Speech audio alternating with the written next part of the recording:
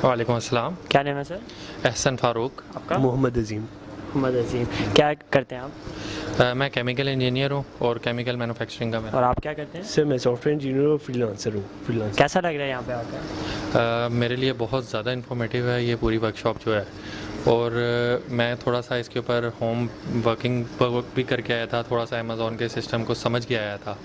लेकिन यहाँ पे आके मतलब ऑब्वियसली उसने मुझे फ़ायदा ज़रूर दिया, लेकिन यहाँ पे आके बहुत सी चीज़ें जो हैं वो समझने को मिल रही हैं जो कि शायद मैं 6 महीने भी नेट पे फारिग टाइम में बैठ के सर्च करता रहता तो मुझे इतनी ज़्यादा प्रिसाइजली और एक जगह पे इकट्ठा इतना ज़्यादा नॉलेज मुझे नहीं मिलना था। और जो टेक्निक्स इन्होंने बताई जिनको यूज़ करते हुए आप पाकिस्तान में अमेज़ॉन का अकाउंट बना सकते हैं और उसको ऑपरेट कर सकते हैं, वो ऑब्वियसली इतना आसान नहीं है इसके ऊपर अकेले किसी का वर्किंग करना।